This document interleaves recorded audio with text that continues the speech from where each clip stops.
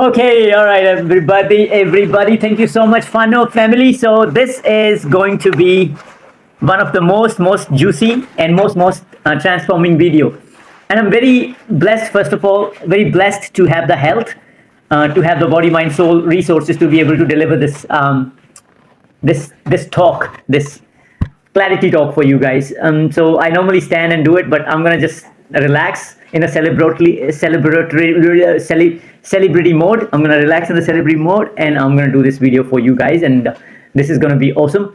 Yeah, it's the best video. Like it's the most deepest set of realization that I've gone through to unleash the truth, to bring forth that, to unleash the clarity and bring it forth for you guys, so you guys can enjoy what you want to enjoy, and all of us collectively can gear towards a better life experience, at work or outside work, personal and professional, better work life experience. So when I talk about abundance, I'm talking about formless realms, 5D, fifth dimension, which is formless. You can't see it, you can't feel it, but it's truth. Like truth is formless, right? Immortality, for example, it's formless, and it's truth of our limitless nature of the soul, which was there before we were born, and which will be there before when we are done, right? So universe, basically universe, when they say aham brahmasmi, which is an Indian quote from, it's a motivational quote from India, aham brahmasmi, it basically means I'm the universe. So we are talking about universal realms in this particular thing. It will have nothing to do with material, practical information around abundance. So abundance is richness, right? Richness of the spirit. That's what we are talking about here. Once our spirit is rich, once our spirit is not struggling, we are not having a struggle in the spiritual realms of fifth dimensional spiritual realm. If we are not struggling, that means our life experience as a journey of the soul on the planet Earth, it's pretty positive. Courage, acceptance, and peace. Positive life experience. So that's what we're going to do it. It's not going to be a very long series, and there may not be more videos to it. It's just one shot, and then everybody, most of the world's people are very smart and intelligent, and they can take it away and use the information to do well, to function well and feel good, to have the mojo and productivity in your work and in life in general. So that's what we're covering in this one. So human, right? Humans are resources: soul, mind, and body. Soul, mind, and body. And then there are good humans and there are bad humans, right? Light, dark, good, evil. We have them, right? And they have been the leaders before us that have spearheaded the movement of goodness and spearheaded the movement of bad guys, right? So good guys, spiritually, you could be talking about Jesus Christ consciousness. So good guys will always have a good soul, which is formless consciousness behind them, and bad guys will always have bad soul, like evil soul. Like consciousness is dark, consciousness is bad, it's not good.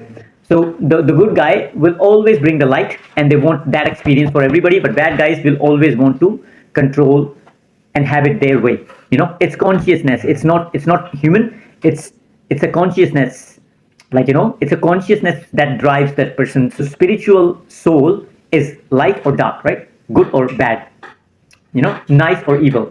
So it's the soul behind that. So I'll give you examples. So Jesus Christ, Shiva, Brahma, Krishna. Who else do we have? Greek gods like Eros, Ares, Buddha, Mahatma Gandhi.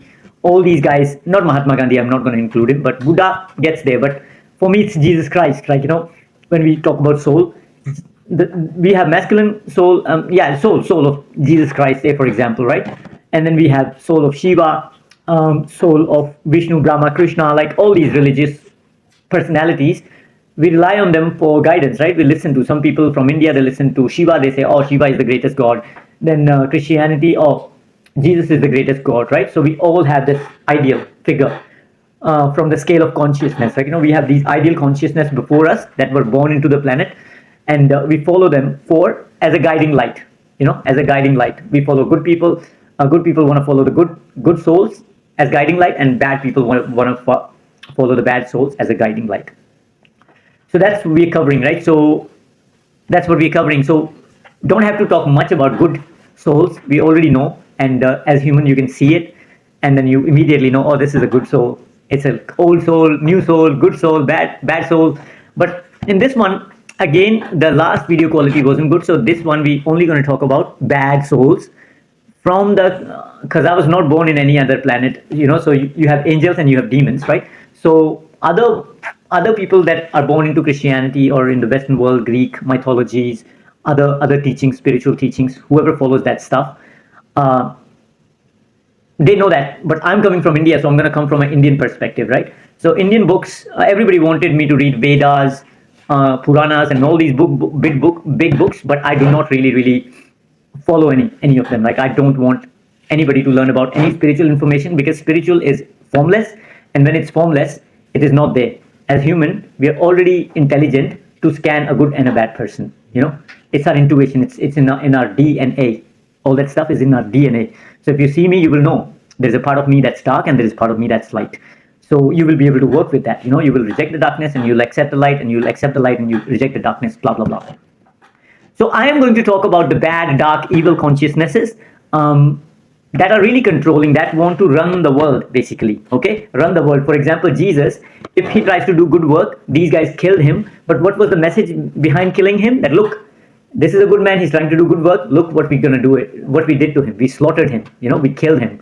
We killed him in front of everybody. Because what? Jesus does not control the world. We run the world. We the bad guys. We run the world. And if anybody tries to do good work, he's gonna be slaughtered like Jesus, right? And then we make Jesus's sacrifices as a very, very good thing, a big thing, which is not really a good thing, because they killed a good man. Somebody killed a good man, and we are saying, oh, forgive those bad guys that killed a good man and just let it roll. No, we cannot let it roll. Balance is about justice. Whoever killed Jesus, they projected, there was a message. Message was message of fear. That we are strong here, we have control here, we have hold here, and nobody can fight us. Whoever tries to do good work, they're going to be killed by Jesus, right? No, not by Jesus. They're going to be killed by controlling authority. So this control, I call it an unhealthy control. So control is the root of all the problems. Yeah. And controlling souls take shapes in different dimensions, right? So they take shape into human human energies, and then they come and then they fuck the world up. Like, all they want is all the bad shit that has happened, like attack in Japan and Hiroshima, conflicts between India and Pakistan. What else has happened? Conflict between Palestine and Israel, domination of all these bigger countries like in America going to Iraq, doing all this stuff. All that stuff, all of those things are controlled by controlling consciousnesses, okay? Controlling souls that control to rule the world, right? So who runs the world? Controlling people will run the world. And for control, they just keep the world in the chaos because they get off of it, and they know that, they have a sense of control when they can move people to their will, not from a positive perspective but a negative perspective, by making people suffer, right? They make people suffer and they get off of it, like, oh, look at this guy is now, he did not listen to me, right? So I'm going to kill him, I'm going to smash him, like, and this ripples, its soul, this dark soul, it ripples into everyday human who are controlling. So we are tackling control. If we can remove the control and get the good human on the top, then every problem will be taken care, because good human will go to the top only to look after people, and bad people only go to the top to only have control and then have it their way, right? So in India, mostly bad experience, really bad experience. I never want to go back to India, because on the surface, it's good and bad is everywhere. On the surface, they project very, very good country, greatest country, but it's a control mechanism, spiritual control mechanism. Now, some of the things that happened, I picked it up from Wikipedia. I've never read any book or anything, but yes, people can go very, very deep and acquire powers to be able to control people. Control means they really convince people, influence people, and that's what I fell into the trap of, like, this spiritual control of parents, right? So parents are gods. From the day one when we're born in India, they teach us like parents are really, really gods. So that parents can control you all your life. Every decision you make as an individual, it's not your decision. It's really, really inspired and motivated towards having the agendas of parents' agenda met, right? Sorry guys, stress is releasing. 12 minutes of talking. I do normally don't talk these long. So we will be diving into 4 evil consciousnesses, which pretty much covers everything. And then you will have, in your Bible or any other books, you will have other demons in the world. But I'm going to talk about 4 demonic consciousnesses. Consciousness 1 is Rakshasa. Consciousness 2 is Asura, consciousness 3 is Danava, and consciousness 4 is Daitya, right? So Rakshasa, Asura, Danava, and Daitya. And this is the most spiritual, most deepest, and most darkest, and most like unforgiving I will be in this section. But after this, everything is juicy and very, very sensible and very, very logical. But this one is spiritual, so you might not be able to grab it. But this is the truth. This is like a gym workout for me. I gotta get this out of the system so that I can build my future work, which is more simple, more easily understandable, and more logical for masses, for everyday people. But this requires everybody has to a bit of spiritual knowledge to be able to understand what I'm talking about now. So number 1, Rakshasa, Asura, Danava, and Daitya. Okay, so these 4 consciousnesses, they acquire some powers. They have powers inside them, and they're different powers. Powers like shape. So first power of Rakshasa, I will kind of leave the links in the description for this video. Rakshasa, Asura, Danava, and Daitya. I will leave the description, Wikipedia links, so you can read more. But Rakshasa essentially can actually control mind. Like it can change your thoughts. It can actually get inside someone's head and change their thoughts. That's Rakshasa's one power. Asura is basically shape-shifting. Like Asura basically undeniable, not undeniable, unimaginable power, like physical power, like like lifting shit up, like and maybe having sex for fucking all day, all night, like that, and being able to build things like very, very fast. So for a normal human, it might take 1 year to build a business, but Asura can build a business in 2 days, right? Those kind of powers. And then third one is Danava. Danava is the sweetest one, like the sweetest one. And Danava is like more like just a physically strong, like to be able to do the heavy lifting and stuff. And then we have Daitya. Daitya is emotionless person, like Daitya is emotionless person. The Daitya is the one who executes. So if it comes to kill someone, Daitya will have no emotion, just no emotion. It'll just chop everybody. Pa, pa, pa, pa, pa, pa, pa, pa, pa. And it will chop human. Pa, pa, pa, pa, pa, pa, pa, pa. That's Daitya. So these consciousnesses collectively, they control the world, guys. Like people that are running. If you look at Benjamin Netanyahu correctly, nicely, he's a Daitya. He will have no mercy. He will not have any mercy. He will just look for an excuse from the system, from the government, like, oh, okay, Philistine attack, and then Netanyahu will go ahead and attack everybody. Boom, boom, boom, boom, boom, boom, boom, without thinking that kids, there are women that have done nothing wrong, And who attacked Israel is also like somebody who is annoyed by Netanyahu. So Israel will have little things going on, and it'll annoy the guys from Philistine side. So somebody from the Philistine who is not skilled how to handle the situation with conversation and stuff, they will attack a little bit, but they will just poke a finger, and then Netanyahu's force will go and start killing people, right? And it's vice versa. I'm not favoring Philistine. I'm not favoring any Israelis. What I'm saying is both the parties lack clarity. Clarity because we don't have good leaders on the top, clear leaders on the top that have been through or that have enough understanding. So that's why we all need understanding from each other. New Zealand, Aotearoa need understanding from Australia. Australia need understanding from India. India need understanding from Burma, Myanmar, Bangkok, Indonesia, Bali, West Indies, United States of America, Europe, Norway, Sweden. We all need the best of us. We need to come forth and communicate, interact, build the bridges, bridge the gaps, and then run the world like a well-glued oil machine. So what happens is these consciousnesses, 4 consciousness that we mentioned, they keep coming. You see, you might resolve them for now, but see 10-20 years later again somebody will come up, right?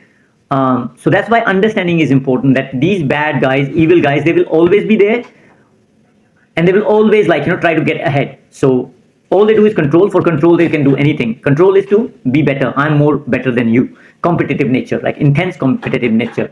And they don't want to do it all the time with everybody, but if somebody pokes them, they show them the power. Normally they're just cool. And why these evil consciousnesses are controlling, it's also kind of in India they call it Maya. Maya means show. Maya is illusion. In India they call it, in Hinduism they call it Maya, illusion. So the world is illusion, life is illusion. We're all here to play, good men, bad men. But bad men, when you're killing people and you're torturing people just for a play, I think that's where we're crossing the line. Right, Mark? Yeah. That's when we're crossing the line. So we cannot play with the lives of people. Yes. If somebody is victimizing people and somebody is doing any action geared towards pushing the other one down, Yeah. That's evil. That's not good. That's not God. Operating on dysfunction. The That's dysfunctional, right? And So we gotta remove the dysfunctional, guys. So once, imagine like, imagine like there is a cricketer, for example, he plays cricket till the age of 35 or 40 and he does really well.